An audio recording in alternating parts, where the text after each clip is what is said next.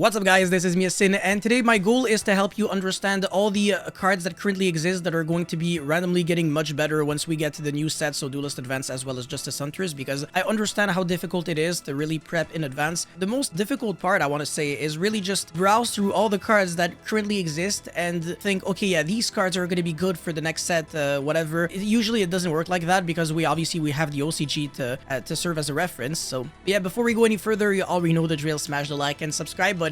Really motivates me a lot to keep making videos like these. You already know it, my man. And also massive shout outs to my Blue Eyes and Crystron spreadsheet. You can find both of them on my website yacineygo.com. Very first link at the top of the description box below. And with that being said, let's get right into it. Okay, so the first deck that I will be covering will be the Onomat or whatever, do gaga go go go something Zubaba Raziel deck. And the new support is extremely good. It doesn't feel like it's a huge engine that you gotta splash in your deck. I think the only three of would be Do Warrior. You're not trying to play a lot of the Do gaga and stuff because they kind of all do the same thing. So you're probably going to be playing a very small package consisting of 3 Do Warrior and then a couple of one-offs. And honestly, out of all the old cards, not that many of them are like super good in the Raziel deck very specifically. Maybe in their own deck they would all be good. But Do Dwarf Go Glove that we have seen actually being played in Adamantipator back in the days because it is a rock monster and obviously it has synergy with Gallon Granite, as well as Onomat Opera and the continuous spell that can search it or whatever. These cards are pretty nice, actually. So if you can get your hands on them right now, that would be really cool. But at the same time, they're commons. They're worth like literally nothing, like 25 cents or something. And they're also just one-of, so it's not like it's gonna break the bank. But just keep an eye on these cards because they will definitely see play. So you should at least understand that they exist, and they are very good to play in the Onomat Raziel deck. And honestly, I do believe that this will replace Raziel Mitsurugi completely. I mean, it just feels like a better deck because the Mitsurugi cards, they do introduce like so many clunky cards in your hand. They're not like really extenders unless you draw like Habakiri or like Prayers or Mitsurugi Ritual and a Ritual Monster. But when you're bad at the game and you draw all your normal summons or like the Murakumo with like no play, it doesn't really feel too good, you know? So yeah, that's unfortunate, but I think Raziel, the Raziel engine is still going to be the exact same size. It's that's just not about to change. So it's if you already have the deck, you don't really have to look into anything different. Anyways, the first deck from Justice Hunters that we're going to be covering will be Dragon Tail. It has synergy with anything that can fusion summon. So anything that you used to play in either like whatever, like Despia or something else that may be confused, it's going to be great in this deck. And it's even better if it's like monsters that can fuse, because you want to be able to use as many cards as possible from your hand as fusion materials. And obviously, if the more spells and traps that you play in your deck, the worse the Dragon Tail deck gets, because now your deck will be super inconsistent. Because let's say you have a bunch of Imperms or Lightning Storm, like Talent and stuff like that in your hand. These cards are basically blanks until they can become live against your opponent, but they don't actually help you out. Whereas if you play a lot of hand traps, even if they're useless against your opponent, they're still useful for you. So it's a deck that can main deck technically like 9 Shummies and actually get away with it very well. And if you want to play a card like Polymerization, I recommend actually playing Blazing Cartesia the Virtuous instead. This card is a Polymerization for your deck. It's even better than that because it also recurs itself back on the end phase over and over. And like I said, it's a monster, so it can always be used as a fusion material. So this card is incredibly good in the Dragon Tail deck, and it has seen some play in the OCG. And Fusion Deployment is a card that you could play in order to bring this out. So, you know, it's a green card, but it gets you access to, like, an orange card, so it works out. Performapal Odd Eyes Dissolver is very interesting. It's quite literally a polymerization as, like, a pendulum scale, and it doesn't take up your normal summon. So, depending on the build that you're playing, if your deck needs its normal summon, then Performapal Odd Eyes Dissolver might actually be the play for you. But if you don't care, because in Dragon Tail, it's not, like, the end of the world, Blazing Cartesia is going to be a better option because this one has recursion. But yeah, Odd Eyes Dissolver might just be like the better card if you don't really need it for like, you know, that much. And also it's like a continuous polymerization every single turn, but you can only fuse for Dragon Fusion monsters. It's not like the end of the world because Dragon Tail is still a dragon deck. But yeah, I think Mysterion might be a spellcaster. I'm not 100% sure though. I'm gonna have to double check, but you do play some spellcasters and some dragons, so maybe some options are not always gonna work.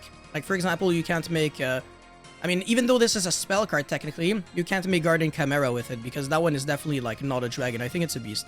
If you want to play a Despia engine in your deck, you can definitely do that. And also the Primate engine is not only good in the Dragon Tail deck, but also in the Yummy deck, which is why I always also included it here. And people are playing Vanilla right now, which is a level 1 beast normal monster. It's a beast because it doesn't actually conflict with Obedience Cooled, and it's a level 1 because this deck plays a lot of level 1s, and it can actually synchro summon with level 1 monsters, I believe, or maybe like you make a Link Rainbow and then you synchro with the Link one, or you can make a Link Spider. So it's not like a Link Rainbow is a must or anything, so don't worry about it. But this deck is really good, very consistent. It plays like infinite starters, like every single yummy monster is a starter, so you don't actually play like bricks in your deck. Obedience Cooled, insane starter, but it does lock you under Beast only, so you can't make Herald of the Arclight if you're going through Obedience Cooled, which means that it's like a good Ash bait if your hand is already good, which means that hand traps are terrible against you. I think you can understand where this is going. Piri Race Map is also a solid starter, but it does halve your life points, and realistically, if your hand is already good, Piri Race Map makes it worse. So that's like one of the drawbacks with this card. And the Sky Striker engine is not the best in the OCG because it plays terribly under Maxi. If you activate Hornet and you get Maxied, you give your opponent a draw, and then you make a Gary, recycle back Hornet, you give your opponent another draw, which is, you know, not the best. But if you can play like the Primate engine, which is very good at applying a lot of pressure very quickly without committing too much, this is better, like I said, in the OCG. But I think it's going to be worse in the TCG because you still have to play some bricks, especially if you play Primate Fusion in order to make the new Fusion monster. Whereas with the Sky Striker engine, since there's no Maxi, there's also like no real risk.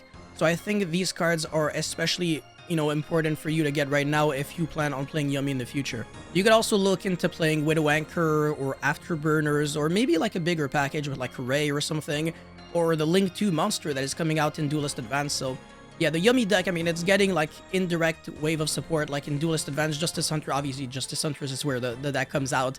But also the set after has a new Yummy Link 2, I believe. Something like that, or maybe it came... Actually, no, it definitely came from Duelist Advance. Which makes no sense, because, again, in the TCG, we're getting Duelist Advance before Justice Hunters, but in the OCG it was the other way around.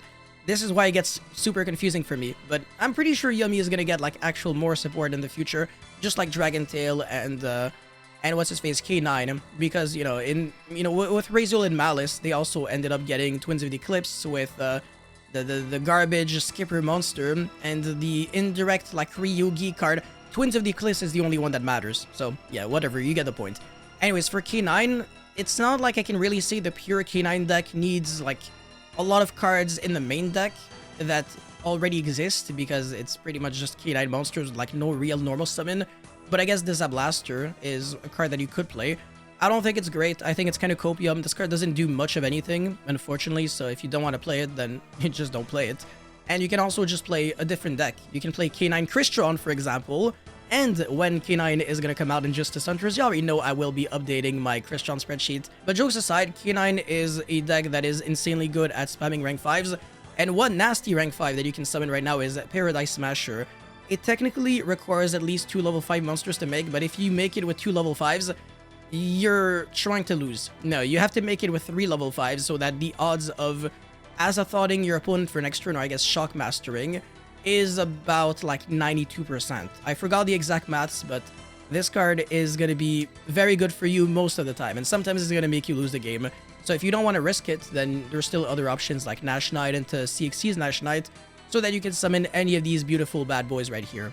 The most dangerous Xyz monster to summon off of CXC's Nash Knight is number C104, Umbral Horror Masquerade.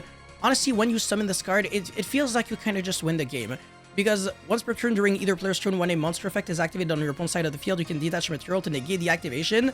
And then look at this, you send a random card from your opponent's hand to the grave and then halve your opponent's life points. There's no way you can lose when you resolve something as stupid as this, but the drawback is that your opponent might just not use any monster effects on his field, because this card will have to die on the end phase of your opponent's next turn, because of the drawback of CXC's Nash Knight. So that's kind of like a problem with this card. But at the same time, if your opponent doesn't use monster effects on the field, then it kind of behaves as a Paradise Smasher. So I think, if anything, maybe this card might still be better than Paradise Smasher, just because there's no RNG, and it kind of gets you the same result anyways. And also, it's a time win condition. Like, halving your opponent's life points, that's kind of scary if you ask me. But then again, if you're scared of like board breaker decks, Paradise Smasher is going to be better, because now there's like nothing that your opponent can do to like really break your board. Like Dark Ruler, okay, sure, you still can't use monster effects, so enjoy not having fun. Anyways, moving forward, so we have the Vanquish Soul deck that is getting ridiculous support in both the Duelist Advance because of Holy Sue, and also the new rank 4 monster with the field spell. All the cards are played, by the way, they're all really good, but Vanquish Soul Holy Sue is actually broken. It's actually a custom card, and I know like people say that a lot, but this card is like literally a custom card. It's completely unfair. You can play on turn 0, you can do everything that you want to do in the deck. Like, you can summon Raisin right away, you can summon like Heavy Burger on your opponent's turn, you can summon Caesar Valius to get another destruction. You can take control of a monster your opponent controls, that which doesn't target. Imagine like getting like a freaking triple tactic talent to steal on turn 0. Like, imagine how broken that is. Like, you lost the dice roll, you're going second, you have no real hand trap, but your Vanquish Soul cards are pretty much hand traps. So I've seen some comments of people saying that every deck in the game should be getting cards like these, like Tearlaments had a Halfness, and then Labyrinth has the Furnitures, Vanquish Soul has Holy Sue, and then Dragon Tail has Femina, etc. blah blah blah. Honestly, I don't really disagree. I think these cards are kind of cool because it makes it so that you have to rely less on like generic hand traps, which means that it kind of diversifies, you know, the different kind of interruptions and interactions that people have in the game, and honestly, I'm all for it. So Vanquish Soul Holy Sue is a pretty nice card, and it's gonna make Vanquish Soul players very happy, but what'll make some Vanquish Soul players less happy is that if they don't currently have Raisin with Jialong and Heavy Burger, they are in for a rough ride because these cards are very, very, very expensive right now.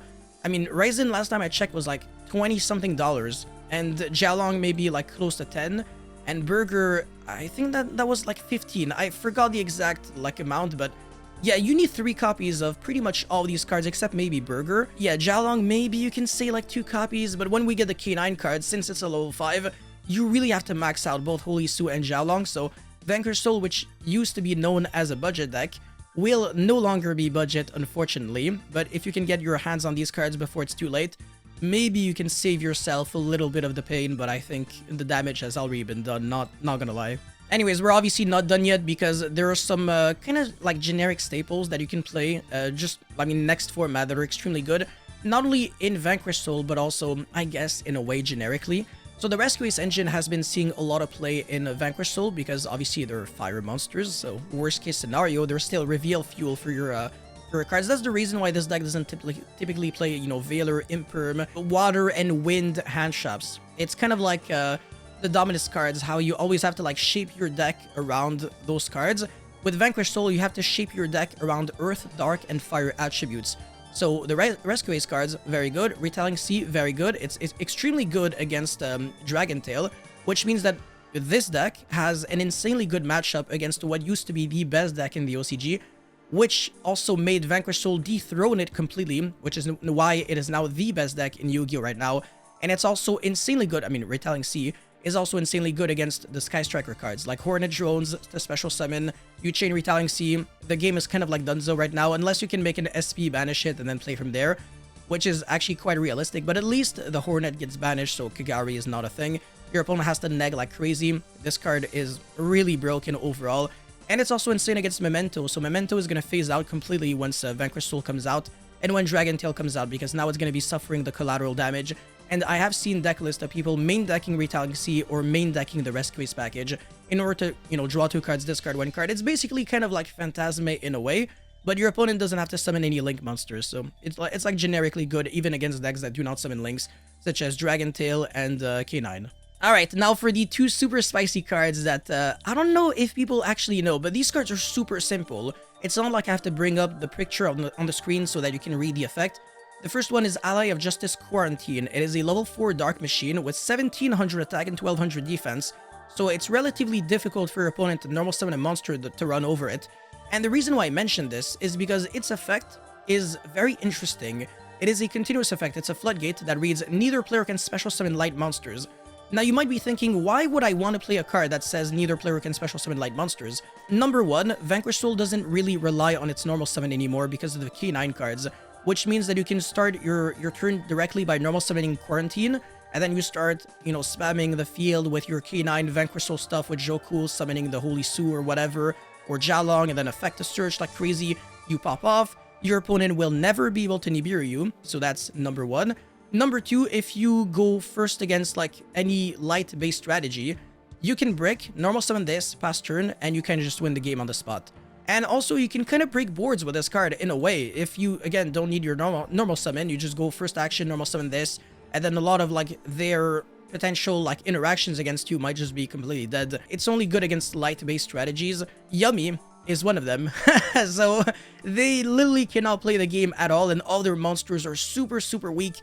They will never be able to run over Isle of Justice or Quarantine. So, yeah, if you are able to normal summon this card against Yummy, the game is completely done. So, however, it is a machine monster.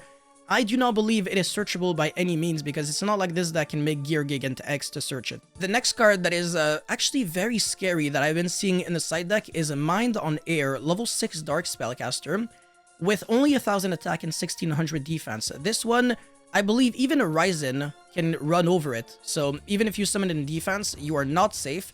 However, this card is a disgusting floodgate against the Vanquish Soul deck.